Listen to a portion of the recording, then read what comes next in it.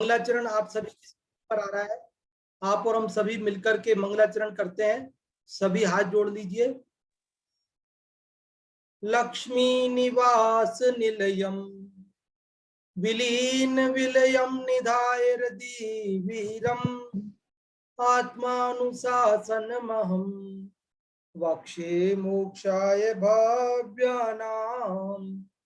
जो लक्ष्मी के निलय रूप उन अविनाशी प्रभु को उर्धार ग्रंथ रचूं आत्मानुशासन भव्य जनों को है स्वीकार। भव्य जनों को है स्वीकार। यह आत्मानुशासन नामक ग्रंथराज है। इस ग्रंथराज की रचना आज से लगभग 1300 वर्ष पूर्व आचार्य गुणभद्र देव ने संस्कृत भाषा में की है और इसके 270 श्लोकों में से हम 156 श्लोक पढ़ चुके हैं और आज हम 157वें श्लोक को पढ़ेंगे। इस 157वें श्लोक को प्रारंभ करने से पहले कल जो 156वां श्लोक अपन ने पढ़ा था, यदि आप लोगों में से कोई उसे सुनाना चाहते हो, यदि उसका अर्थ बताना चाहते हो तो आप रेज हैंड कर सकते हैं और जो लोग आप में से रेज हैंड करते हैं उन्हीं में से हम किसी एक से पूछते हैं। आप जानते हैं? हाँ जी, कल के श्लोक में क्या बात आई थी, यदि आप में से कोई बताना चाहते हो तो आप रेज हैंड करें।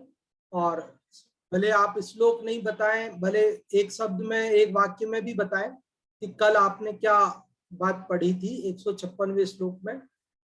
हाँ जी, आज किसी का रेज हैंड नहीं हुआ है तो देखिए अपन जल्दी से थोड़ी सी चर्चा को आगे बढ़ा लेते हैं। बहुत अच्छी बात है। देखो कल जो हमने पढ़ा था वो ये पढ़ा था कि पदार्थों के द्वारा हमारी आशा रूपी खान, आशा रूपी गड्ढा और गहरा होता गया है और उसको पूर्ण करने के लिए केवल मान ही, स्वाभिमान ही, संतोष ही वह धन है कि जिससे यह आशा रूपी गड्ढा पूर्ण होता है, भरता है। तो ये चर्चा हमने कल की थी कि इच्छा रूपी गड्ढे को भरने के लिए एकमात्र संतोष, मान का अर्थ घमंड नहीं बल्कि याचना नहीं करना, अपने स्वभाव में संतुष्ट रहना, बस यही इच्छा रूपी गड्ढे को भरने का, समाप्त करने का एकमात्र उपाय है। ये बात हमने पढ़ी थी और आज हम 157वां श्लोक पढ़ते हैं। देखिए इसमें जाकर के ये बात और विशेष रूप से आपको ख्याल में आएगी कि इस इच्छा रूपी गड्ढे को कैसे पूरा किया जाए, कैसे भरा जाए, कैसे इस गड्ढे को पाट दिया जाए और समतल भूमि को कर लिया जाए। ये बात इस 157वें श्लोक में और अच्छे से समझ में आएगी अपने को। इससे संबंधित इस ग्रंथराज का 36वां श्लोक, 43वां श्लोक और कल वाला 156वां श्लोक, 3 तो हम पढ़ चुके हैं और इसी विषय से संबंधित ये 157वां श्लोक आप सभी की स्क्रीन पर आ रहा है। आप और हम सभी इस 157वें श्लोक को पढ़ते हैं। देखिए ये 157वां श्लोक आपकी स्क्रीन पर आ चुका है। आप देखें, बहुत छोटा सा श्लोक है। अनुष्टुप छंद वही है जो 2-4 दिन से चल रहा है अपने साथ में और बहुत आसान होता है इसे पढ़ना समझना। आशा खनी रगाधेय मधकृत जगत्रया उत्सर्प्योत्सर्प्य तत्रस्था नहो सद्भि समीकृतः। 3 लोक भी जिसमें लघु यह आशा रूपी खान अगाध करें सत्पुरुष पृथ्वी तल सम उसमें स्थित धन का त्याग। इस श्लोक में आचार्य गुणभद्र देव क्या बता रहे हैं? देखो इसका शीर्षक है आशा रूपी खाई भरने का उपाय। इच्छा रूपी गड्ढे को भरने का उपाय क्या है? तो बता रहे हैं कि तृष्णा का परित्याग। कल आपको बताया था मान, और वही मान के लिए दूसरा शब्द कह रहे हैं कि तृष्णा नहीं रखना, संतोष धारण करना, याचना नहीं करना, बस यही इच्छा रूपी गड्ढे को भरने का उपाय है। वह कैसे भरती है वो बात अभी अपन पढ़ते हैं, इस श्लोक का अर्थ समझते हैं। आशा खनि रगाधेय मदह, इसके अपन खंड करते हैं, संधि विच्छेद करते हैं। तो पहला शब्द है आशा, दूसरा खनिही, खनिही नी पे विसर्ग, दो बिंदी होती है ना, जैसे सद भी पे लगी हुई है, मध ध पे लगी हुई है, ऐसे दो बिंदी खनिही। और फिर अगाध है, अगाध अगाध अगाध, और फिर अगला शब्द होगा इयम, क्या शब्द होगा, इयम, और फिर अधः। पहला क्या हो गया, आशा बोलो या आशा खन ही बोल दो पूरा एक साथ, फिर अगाध, इयम, अध। तो आशा खनी मतलब इच्छा रूपी गड्ढा। आशा खनी का क्या अर्थ हुआ, इच्छा रूपी गड्ढा। अगाध, अगाध मतलब बहुत गहरा, जिसकी कितनी गहराई है वो पता नहीं चलती है। बहुत गहरी चीज होती है तो उसका गहराई का पता नहीं लगता, इसलिए उसको कहते हैं अगाध, जिसकी गहराई का पता नहीं। इयम, इयम मतलब यह आशा रूपी खान अगाध है। और कैसी है ये, अधा, अधा कृत जगत त्रया, अधा मतलब नीचे, अधा मतलब ऊपर ही मतलब ऊपर, और अधा मतलब नीचे। तो अधा कृत नीचे कर दिया, कृत मतलब कर दिया, किसको, जगत त्रया, जगत मतलब संसार, तीन लोक, त्रय मतलब तीन, जगत मतलब लोक, तीनों लोकों को जिसने अधकृत मतलब नीचे कर दिया, नीचे कर दिया मतलब पराजित कर दिया, हरा दिया, जीत लिया, अथवा तो तीनों लोगों को अधोगामी कर दिया।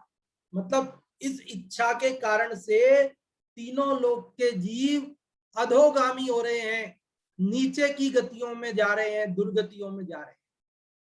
तो पहली पंक्ति का अर्थ समझ में आया कि यह आशा रूपी खान अगाध है, इसने तीनों लोगों को नीचे कर दिया है। और नीचे कर दिए के हमने तीन अर्थ किए, एक तो नीचे कर दिया मतलब छोटा कर दिया, मतलब इच्छा तो बड़ी हो गई और तीन लोग छोटे पड़ गए उस इच्छा के आगे।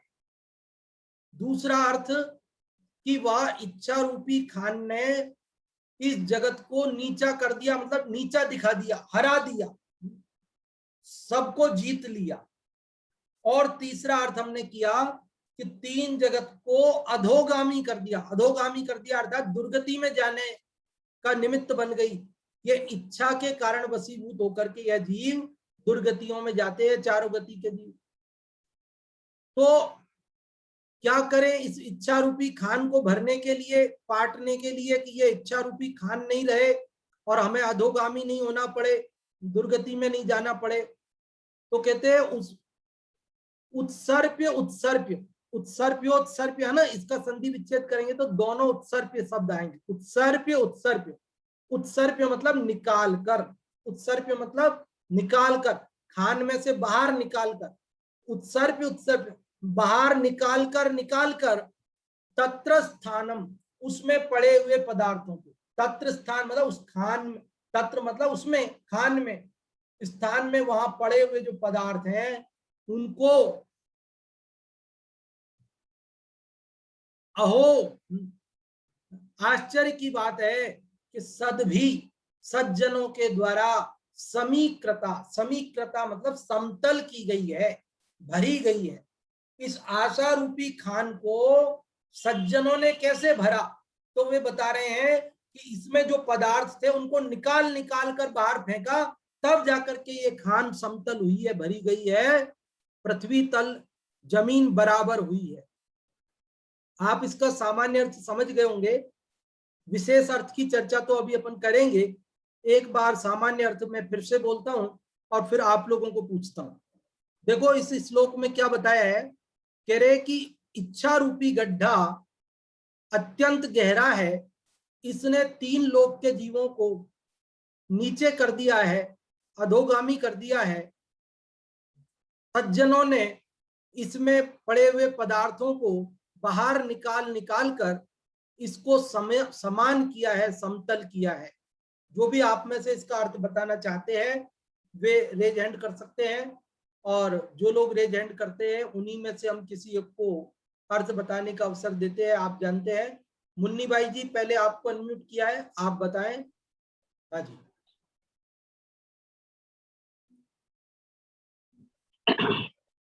तीन लोक बीज समय लघु ये आशा रूपी खाने आघात करें सत्पुरुष पृथ्वी तल। हो गया। क्या कह रहे हैं? पृथ्वी तल स्थित धन का त्याग।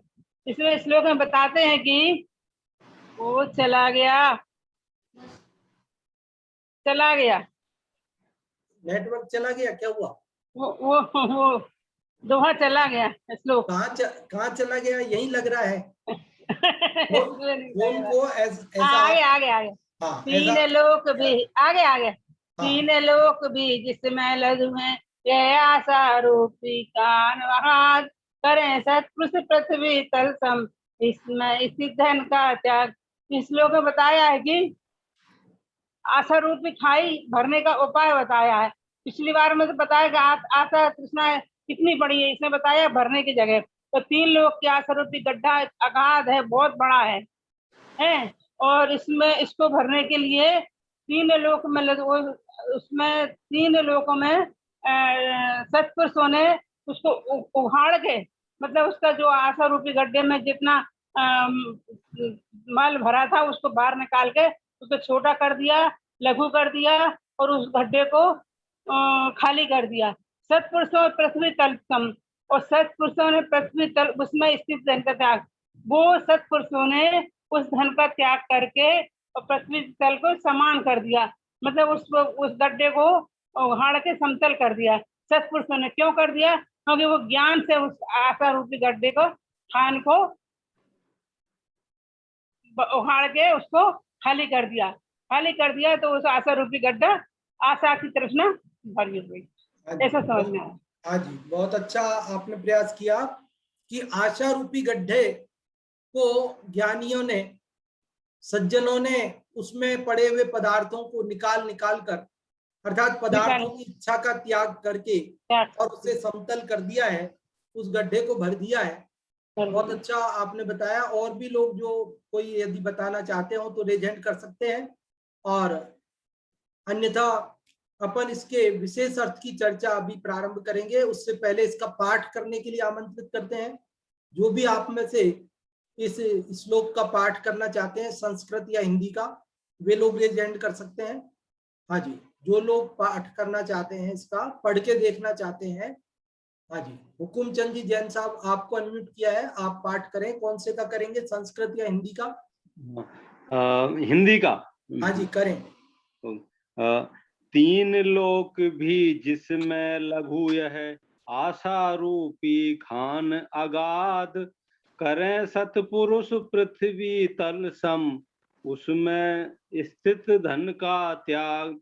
इसमें एक प्रश्न है इसमें कि जब वो गड्ढे में से आपने बोला कि वो जो धन है या जो पदार्थ है उसको निकाल के उसको समतल कर देते हैं, गड्ढे में से अगर कुछ पदार्थ निकालेंगे तो वो और गहरा हो जाएगा।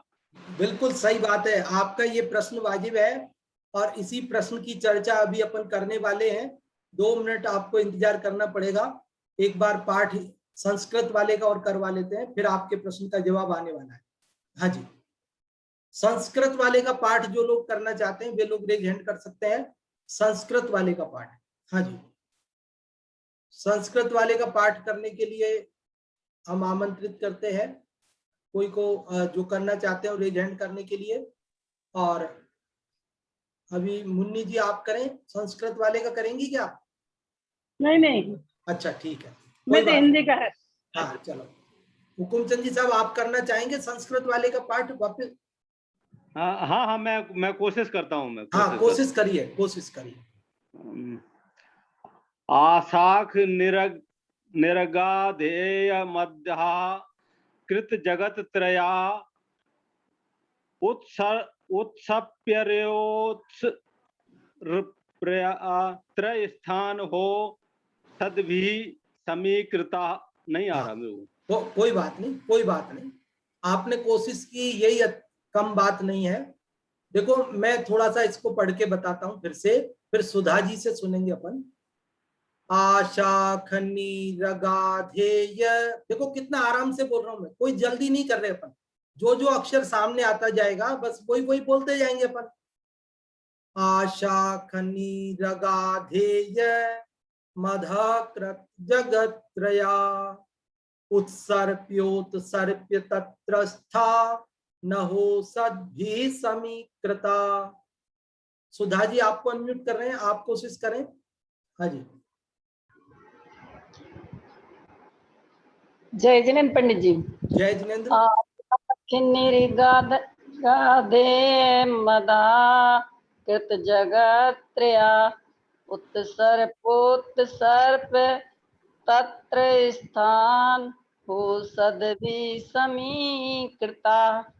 हाँ जी, बहुत अच्छा आपने प्रयास किया, बहुत बहुत धन्यवाद आपके लिए। और रंजना जी आपको भी अनम्यूट किया है, आप भी पढ़ें। हाँ। आशाखनिरगाधेय मध कृत कृत जगत्रया उत्सर्पयोत्सर्प तत्र स्थान हो सद्धि समीकृता।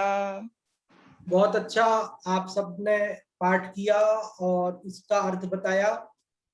देखिए इसके अंदर बहुत ही महत्वपूर्ण बात बताई जा रही है कि आशा रूपी गड्ढे को कैसे भरा जाए।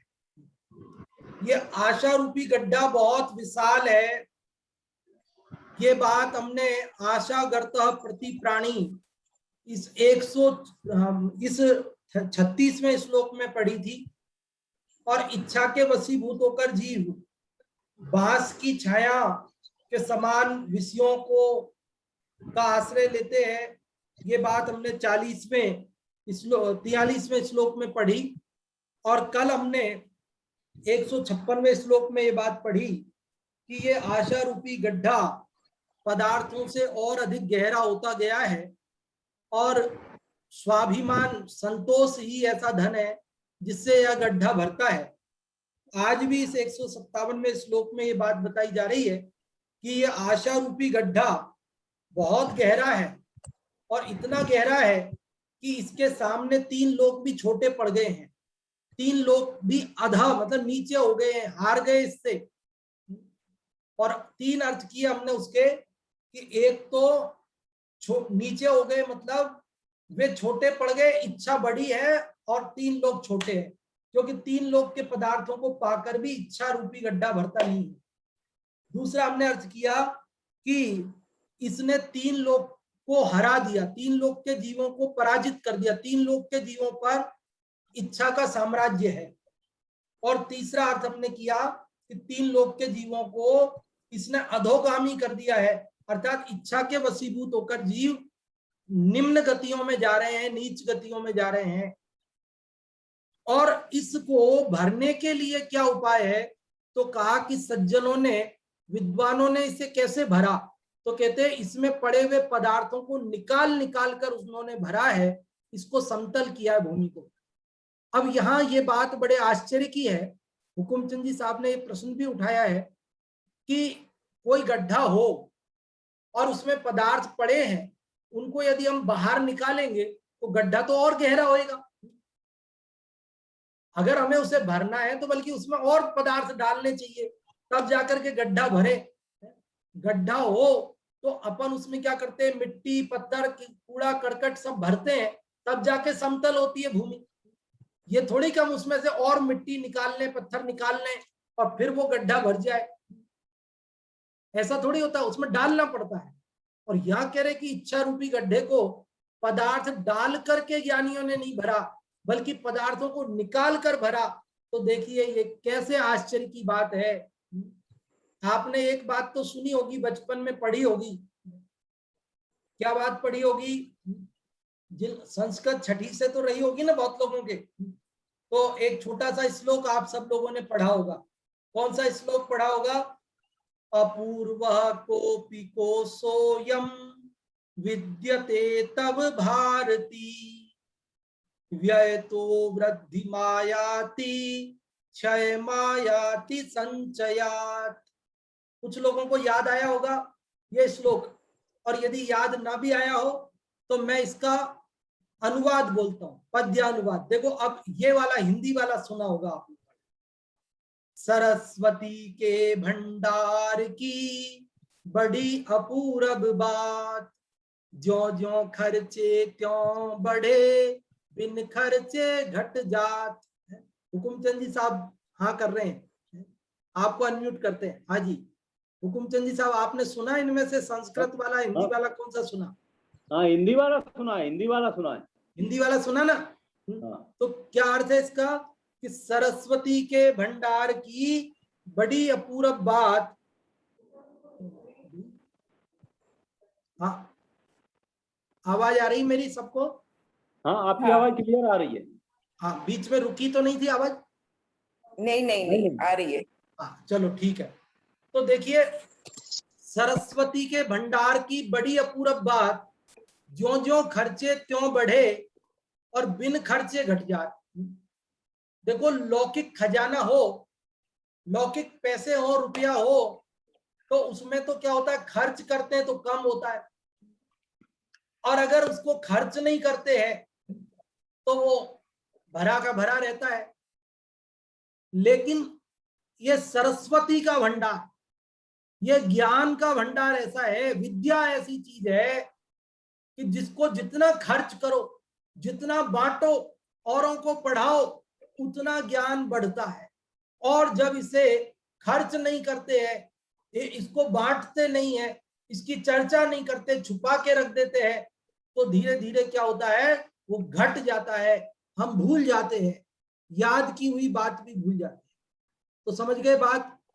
तो लौकिक खजाने की बात अलग है और ज्ञान के खजाने की बात अलग है। लौकिक खजाना तो खर्च करने से कम होता है और खर्च नहीं करने से इकट्ठा रहता है, लेकिन ज्ञान का खजाना ऐसा है कि जिसे खर्च करने से बढ़ता है और खर्च नहीं करने से घट जाता है। उसी प्रकार यह इच्छा रूपी खान, इसमें पदार्थ डालने से गहरी होती है और पदार्थों को निकालने से ये भर जाती है। लोक में पत्थर की खान हो, मिट्टी की खान हो, तो उसमें तो उल्टा है सिस्टम कि पत्थर निकालोगे तो गहरी होगी, मिट्टी निकालोगे तो और गहरी हो जाएगी, उसमें और डालोगे तो भर जाएगी। अगर हमें पत्थर की, मिट्टी की खान को बराबर करना है, समतल करना है, तो उसमें भरना पड़ेगा। लेकिन ये इच्छा रूपी खान का उल्टा है, जैसे ज्ञान रूपी खजाने का उल्टा है ना धन के खजाने से, ऐसे ही कि इसमें तो पदार्थों को जितना जितना हम डालते हैं त्यों त्यों तो वो और गहरा होता जाता है, और जब हम उसमें से पदार्थों को निकालते हैं, जब हम इच्छा को कम करते जाते हैं, पदार्थों के परित्याग करते जाते हैं, तो हमारे अब है इच्छा रूपी गड्ढा पूर्ण हो जाता है और समतल हो जाता है। समझ में आ गई होगी बात? ये पंक्ति मुझे दोहराए बिना मन नहीं मान रहा, कल भी हमने बोली थी, लेकिन यहाँ एकदम प्रासंगिक है। ज्यों ज्यों प्रभु वर जल पान किया, त्यों त्यों तृष्णा की आग जली, थी आस की प्यास बुझेगी अब, पर यह सब मृग तृष्णा निकली। देखो हमने तो ये सोचकर पदार्थों का सेवन किया, विषयों का सेवन किया कि चलो हमारी इच्छा पूरी हो जाएगी, लेकिन हुआ क्या कि वो इच्छा तो पूरी नहीं हुई, बल्कि इच्छा बढ़ती गई। समझ में आती है ना बात? लोक में भी ऐसा हम सुनते हैं ना कि साहब वो ऐसा दहेज प्रथा वगैरह के बारे में आता है कि साहब वो लड़के वाले कुछ पैसा मांग रहे हैं तो क्या फर्क पड़ता है, दे देते हैं, अपने पास है। और लड़की वाले ने सोचा कि ठीक है अपने पास है, वो मांगते हैं, दे देते हैं, उन्हें दे दिए। फिर क्या होता है कि फिर नई डिमांड आ जाती है कि कुछ और चाहिए, फिर वो भी दे दिया तो कुछ और मांगने लगते हैं। फिर वो इच्छा कहाँ खत्म होती है कि कहीं खत्म नहीं होती है। इसीलिए जो सिद्धांतवादी लोग होते हैं वे कहते हैं कि नहीं, हमारे पास भले ही है, हम दे सकते हैं, लेकिन नहीं देंगे, पहली बार में ही मना कर देते हैं। क्यों? क्योंकि इस इच्छा का कहीं अंत नहीं है, ये इच्छा बढ़ने वाली है और आखिरकार हमें कहीं ना कहीं जाकर मना करना ही पड़ेगा। एक बार नहीं करेंगे, 2 बार नहीं करेंगे, 4 बार नहीं करेंगे, लेकिन आखिरकार कभी ना कभी तो, और जब मना करेंगे तभी संबंध बिगड़ेंगे। जिससे बढ़िया तो पहली बार में ही हम मना कर देंगे तो कम से कम संबंध बिगड़ेंगे क्या, संबंध बनेंगे ही नहीं ना। पहली बार ही हमने मना कर दिया, ठीक है भैया तुम्हारे नहीं जचे तो नहीं करो संबंध। जब नहीं करोगे ही नहीं तो बिगड़ेंगे काहे के। और हमने पहली बार पूर्ति कर दी, संबंध तो बन गए, और फिर आगे जाके फिर वो बिगड़ेंगे जब मना करेंगे तब।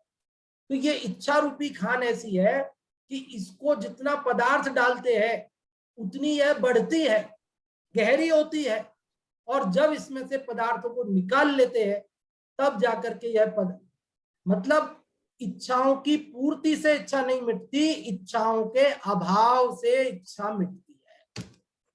समझ में आई के बाद? हुकुमचंद जी साहब समाधान हुआ आपका? हाँ जी बताए। हाँ बिल्कुल एकदम आपने सही बता दिया कि जो ज्ञान के विषय में बात अलग है एक्चुअली। हाँ वैसे भी अपन पढ़ते हैं, कोटिंग भी पढ़ते हैं कि ज्ञान बांटने से बढ़ता है। बिल्कुल। तो आपने बिल्कुल सही बताई, वो जो आपने जो उदाहरण भी दिया, जो दुआ भी सुनाया, वो बिल्कुल हाँ अभी बिल्कुल समझ में आ गई बात। बिल्कुल। देखिए हमारा इसमें कुछ भी नहीं है, सब जिनवाणी का है। ये सब जिनवाणी के प्रताप से, भाग्य से हमें मिला है, और हम आपको उसे बांट रहे हैं। और बांट करके क्या कर रहे हैं कि हम भी अपना ज्ञान बढ़ा रहे हैं। इसको बांट करके हमारा कुछ कम नहीं हो रहा, बल्कि हमारा बढ़ ही रहा है। तो समझ रहे हैं ना बात को? तो ये बड़ी लोक मार्ग की रीतियां अलग है और मोक्ष मार्ग की रीतियां अलग है। हम लोक मार्ग के अनुसार मोक्ष मार्ग को समझना चाहते हैं, इसलिए हमें बड़ी दिक्कत आती है। इसलिए हम कहते हैं कि भाई बचपन से धर्म मार्ग पढ़ाओ बच्चों को, तो क्या होगा कि उनकी सोच धर्म के अनुसार होगी, तो उन्हें धर्म क्लियर हो जाएगा, समझ में आ जाएगी बात। और लोग क्या है, पहले दूसरी चीजें लौकिक विद्या पढ़ाते हैं तो उनकी सोच उस प्रकार की बन जाती है, और फिर जब वे धर्म की विद्या पढ़ते हैं तो उन्हें कुछ समझ में नहीं आता, क्योंकि उनकी पारिभाषिक शब्दावली अलग है। यहाँ उस शब्द का अर्थ अलग होता है, वहां शब्द अलग अलग। अब बचपन से जो अर्थ पढ़ा तो वही अर्थ यहाँ बिठाना चाहते तो वो बैठता नहीं है, और फिर वे कंफ्यूज हो जाते हैं, और फिर वो सोचते हैं कि अरे ये तो बात अलग है। लेकिन सचमुच बात ये है कि ये बात अपने को, ये दुर्लभ मनुष्य भाव पाकर के भाव का अभाव करना है, और इस भाव के अभाव करने के लिए इस बात को हमें समझना जरूरी है। बचपन से ही इस बात को हमें सीखना जरूरी है। तो अभी हमने ये 157वां श्लोक हम पढ़ रहे हैं। इस श्लोक में 2 बातें बताई जा रही है।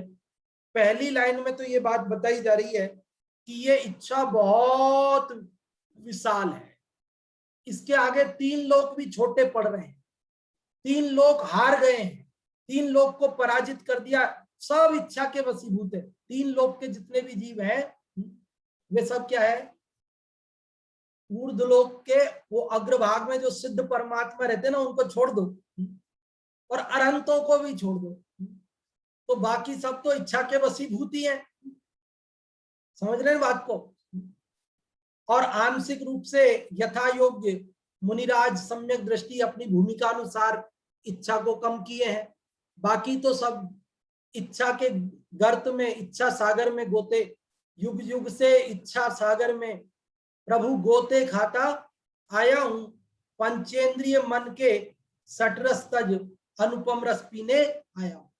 तो ऐसी हमारी यह दशा हो रही है। एक और बात बताते हुकुमचंद साहब कि गड्ढे में से पदार्थ निकालने पे गड्ढा कैसे भरता है, उसको एक और देखो बात समझते हैं।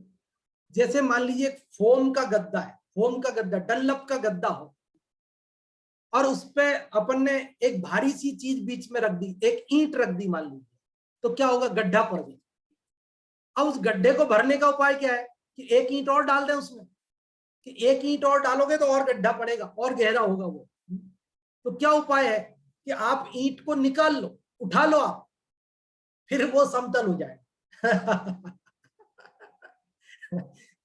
अगर फोम की बनी हुई जमीन हो ना, समतल फोम, पूरा बिल्कुल फोम फोम, रुई की बनी हुई है एकदम, रुई का ऐसा गट्ठर है, 50 फीट ऊंचा एक रुई का पूरा जबरदस्त बिछा हुआ है बिस्तर, और उसके ऊपर किसी ने 2-4 ईंटें डाल दी, तो गड्ढा पड़ जाएगा ना, बीच में दब जाएगी। अब उसको समतल करने का क्या उपाय है कि और ईंटें डाल दें, कि और डालोगे तो और गड्ढा हो जाएगा। तो उसको समतल करने का क्या उपाय है, तो भैया वो ईंटों को उठा लो, आप निकाल लो, निकालोगे तो वो फोम बराबर हो जाएगा और समतल हो जाएगा। तो ये भी उदाहरण से हम समझ सकते हैं कि ये इच्छा रूपी गड्ढा किस प्रकार से हमारा भरता है, कि इच्छाओं के अभाव से ही यह इच्छा रूपी गड्ढा भरता है। अब यहाँ एक महत्वपूर्ण बात यह है कि इच्छाओं का अभाव कैसे हो, इच्छाओं का अभाव कैसे हो, पदार्थों का निकालना कैसे बने, तो कहते हैं उसका उपाय यह है कि व्यक्ति तब इच्छा छोड़ सकता है जब उसे उससे अच्छी चीज मिल जाए। क्या समझ में आई बात? बच्चे से हम कोई पुरानी बॉल छुड़ाते हैं तो उसे नई दिखाते हैं, जब पुरानी छोड़ता है वो, उसे कोई अच्छी चीज दे दे उससे भी, तो वो उससे हल्की चीज को छोड़ेगा। तो आज तक हम ये 5 इंद्रिय विषयों को चाह रहे हैं ना, इन पदार्थों को, परिग्रह को चाह रहे हैं। यहां आचार्य भगवान हमें, ये तो सब क्षण भंगुर है, ये तो जड़ पदार्थ हैं, इनमें तो न तो रस है, रस है मतलब आत्म रस नहीं है, आनंद नहीं है, इसके अंदर सुख नहीं है, ये जड़ का पुद्गल का रस है। लेकिन जो अपना आत्मा है, भगवान आत्मा, उसमें अतीन्द्रिय आनंद का रस भरा हुआ है, अनंत सुख भरा हुआ है, अनंत ज्ञान भरा हुआ है। तो आचार्य भगवान हमें अपना आत्मा दिखाते हैं और वे कहते हैं कि देखो तुम अपने आत्मा को पहचानो। जब यह जीव अपने आत्मा को पहचान लेता है, अपने अनंत गुणों को पहचान लेता है, तो फिर जगत के इन क्षणभंगुर पदार्थों की इच्छा नहीं रहती। क्या समझ में आई बात? इच्छाओं का अभाव करना तो हम चाहते हैं, लेकिन एक पदार्थ की इच्छा का अभाव करते हैं, दूसरे पदार्थ की खड़ी हो जाती है। लेकिन यहाँ कहते हैं जब हम अपने ध्रुव चैतन्य परमात्मा की खबर होती है अपने को, उसमें अपनापन होता है, तो हमें पता चलता है कि अरे ये तो कुछ भी नहीं, ये फालतू की चीज है, क्या है इनमें दम। तो फिर उनकी इच्छाएं समाप्त हो जाती है। इसलिए हमें क्या करना कि हमें अपने निःशुद्धात्मा को पहचानना, उसके अनंत गुण और उसकी अनंती पर्यायें, उसका जो श्रद्धान अपने को होवे, तो फिर क्या होता है कि फिर ये जगत के पदार्थ तुच्छ लगने लगते हैं, फिर उनकी इच्छा नहीं होती। जिसे हीरा मिल गया हो वो कांच के टुकड़ों को नहीं चाहता है, जिसे हीरा मिल गया अब वो कांच के टुकड़ों का क्या करे। तो ऐसे जिसे चैतन्य हीरा मिल गया, उसे ये जगत के कांच के टुकड़े ये पसंद नहीं आते, 5 इंद्रिय विषयों की चाह नहीं रहती फिर उन्हें। तो ऐसा हमें इन त्याग भाव को अपनाने के लिए पहले निस्वभाव को पहचानना होगा। जब हम अपने निस्वभाव को पहचान लेंगे, तब जाकर के हमारी ये जगत के पदार्थों की चाह मिट जाएगी। बाकी तो ये चाह ने 3 जगत के जीवों को वश में कर रखा है। अपन महावीराष्टक स्तोत्र में पढ़े ना एक श्लोक, अनिर्वारोद्रेक त्रिभुवन जही काम सुभट। काम क्या है? वो भी इच्छा है विषयों की। तो ये विषयों की इच्छा कैसी है? त्रिभुवन जही, अनिर्वारोद्रेक, जिसके प्रवाह को रोकना आसान नहीं है। ऐसा हे महावीर भगवान, आपने तो उसे बचपन में ही जीत लिया, युवावस्था में ही जीत लिया। और भी अपन पूजन में बोलते हैं ना, हो हार जगत के बैरी की, क्यों नहीं आनंद बढ़े सबका। उसमें पहली पंक्ति क्या आती है? पहली पंक्ति, जो शत्रु जगत का प्रबल काम, तुमने प्रभुवर उसको जीता। तो जगत का प्रबल शत्रु है ये इच्छा, और इस इच्छा को जीतना हमें नहीं आया। देखो, हम कल के श्लोक में आई थी बात, हमने विपरीत पुरुषार्थ किया, हमने इच्छा रूपी गड्ढे को भरने के लिए पदार्थ डाले, और उससे क्या हुआ? वो गड्ढा और गहरा हुआ। हमने दहेज के वांछक लोगों को दहेज दे करके उसकी इच्छा को पूरा करना चाहा, और क्या हुआ? उनकी दहेज की इच्छा बढ़ती गई। तो ऐसे ही हमने 5 इंद्रिय विषयों की इच्छा को पूर्ण करने के लिए 5 इंद्रिय विषयों का सेवन किया, लेकिन विपरीत पुरुषार्थ किया ना अनादि से, इसलिए वो इच्छा बढ़ती गई। अब यहां कहते सम्यक पुरुषार्थ करो भैया, इच्छाओं का अभाव करो, इच्छाओं की पूर्ति में। इच्छाओं की पूर्ति में सुख नहीं है, इच्छाओं के अभाव में सुख है। ज्ञानियों ने तो इच्छाओं का अभाव करके इच्छाओं को मेटा है, सुखी हुए हैं। और आप और हम सबको भी चाहिए कि हम भी ज्ञानियों की तरह इन इच्छाओं का अभाव करके और अपने इस इच्छा रूपी गड्ढे को पूर्ण करके सुखी हो। देखो, ज्ञानियों को इच्छा होती नहीं, और होती भी है ना तो छोटी मोटी नहीं होती, फिर उनको अलौकिक इच्छा होती है, उनको कोई लौकिक इच्छाएं नहीं होती है। तुच्छ इच्छाएं क्या करना? अरे इच्छा ही करना है तो कोई जोरदार करो ना। अरे मांगना ही है तो भिखारी से क्या मांगते हो? करोड़पति से मांगो ना कुछ, तो कुछ मिले तो सही, कोई अच्छी चीज मिलेगी। अगर मांगना ही है तो ये जड़ पदार्थों को क्या मांगते हो भैया? मांगना ही है तो मुक्ति मांगो ना, मुक्ति। अपन गुरु की भक्ति में बोलते हैं ना, ऐसे साधु सुगुरु कब मिली है। उसमें या एक दूसरी कौन सी भक्ति में आता है, ऐसी पंक्ति आती है ना, चाह नहीं है राज्य की, चाह नहीं है रमणी की, चाह हृदय में एक यही है, शिव रमणी को वरने की। मुनियों को कैसी चाह है? चाह नहीं है राज्य की, कोई राज्य की कामना नहीं कि मैं राजा बन जाऊं, ऐसी इच्छा नहीं। चाह नहीं है रमणी की, कि साहब स्त्री मिल जाए मेरा विवाह हो, ऐसी इच्छा नहीं है। तो भाई कोई तो इच्छा होगी कि हाँ है इच्छा। कौन सी इच्छा? चाह हृदय में एक यही है।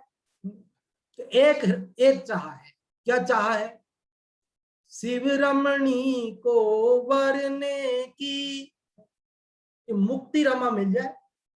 ये जगत की स्त्रियां तो बहुत विवाह किया, जगत की वधुएं अनेकों वरी, पर मुक्ति रमाना मेरे हृदय में बसी। आज तक मैंने जगत की स्त्रियों से विवाह किए, अनेक जन्मों में, अनंत जन्मों में अनंत स्त्रियों से विवाह किए, लेकिन आज तक मैंने मुक्ति स्त्री को नहीं पाया। अगर स्त्री की चाह है तो मुक्ति स्त्री की चाह करो भैया। धन की चाह है तो मुक्ति धन, मोक्ष धन की, ज्ञान धन की चाह करो। ज्ञानियों की चाह ऐसी वैसी चाह नहीं होती, ज्ञानियों की चाह जो है विशेष होती है। वाणी जैन ने लिख के भेजा है चैट के अंदर, परम दिगंबर है क्या, कौन सी भक्ति में आता है वो लिख करके भेजा है इन्होंने। परम दिगंबर मुनिवर देखे, हृदय हर्षित होता है, आनंद उल्लसित होता है। इस भक्ति में आता है। तो देखिए अब समय अपना पूर्णता की ओर जा रहा है। आप समझ गए होंगे इस श्लोक का अर्थ, भाव। हम चाहते हैं आप लोग बताएं, कि जो भी लोग बताना चाहते हैं रेज हैंड करें कि आपने इस 157वें श्लोक में क्या बात समझी, उसका सार जो भी आप बताना चाहते हैं, जितना भी बताना चाहते हैं उतना बताएं। जरूरी नहीं है कि आप बहुत सारा बताएं, आप 1 लाइन, 2 लाइन, 4 लाइन जितना भी आप बताना चाहते हैं रेज हैंड करेंगे तो हम आपको अनम्यूट करेंगे बताने के लिए। हाँ जी,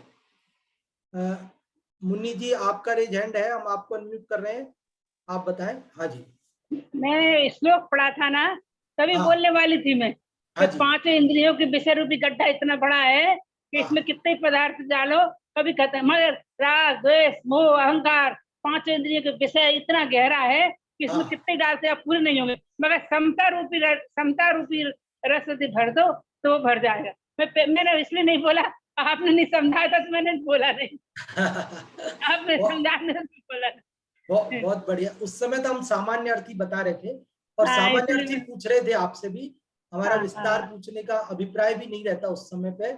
एक बार तो फिर शब्द मैंने से संस्कृत से अपने को समझ में आ जाए मूल से, ताकि अपने को भरोसा हो कि आचार्य गुणभद्र देव जो कह रहे हैं बहुत वही बड़े हम पढ़ रहे हैं। हाँ जी, बहुत बढ़िया आपने बताया।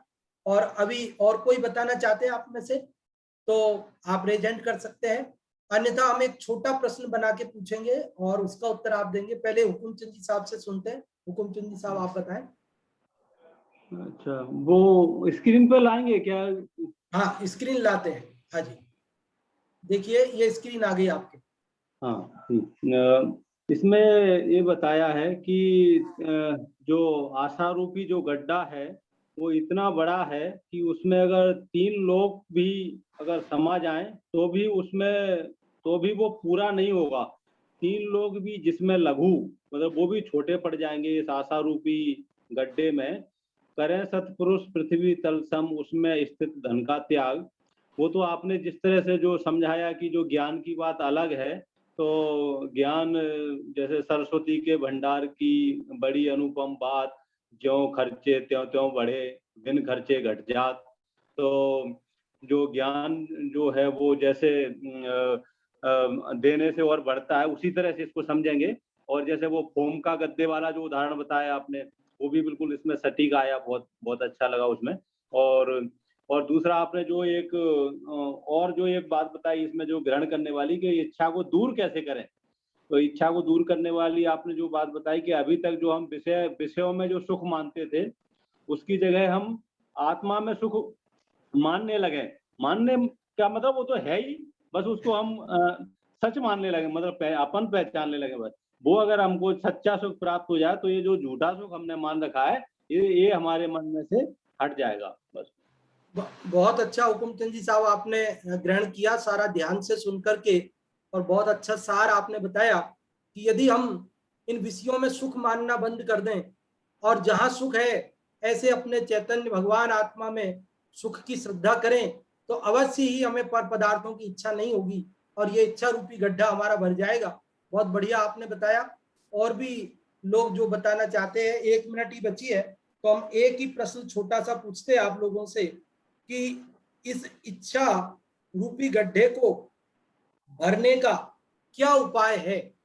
इच्छाओं की पूर्ति करना इच्छाओं को भरने का, पूर्ण करने का उपाय है, या इच्छाओं का अभाव करना इच्छा रूपी गड्ढे को भरने का उपाय है। आप में से जो भी इसका उत्तर बताना चाहते हैं वे लोग रेज हैंड कर सकते हैं।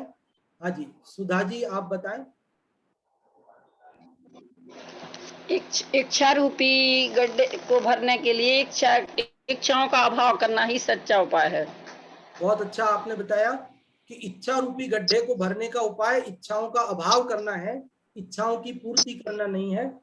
जो कि तत्व ज्ञान के निर्णय से ही भरा जा सकता है। बहुत बढ़िया, जो कि तत्व ज्ञान के निर्णय पूर्वक ही संभव है। बहुत बढ़िया आपने बताया, बहुत बहुत धन्यवाद। और अब समय हो गया अपना पूर्ण, बाद में ज्ञानपति कार्यक्रम भी होना है, इसलिए अधिक समय अपन नहीं लेते हैं और आमंत्रित करते हैं पंडित जी साहब को। पंडित जी कोटा से जय कुमार जी साहब पधारें और नाटक समयसार जी की कक्षा प्रारंभ करावें। बहुत बहुत धन्यवाद पंडित खेमचंद जी साहब, बहुत सुंदर कक्षा आपकी रही। और थोड़ी देर नाटक समयसार पर अपन चर्चा करेंगे, उसके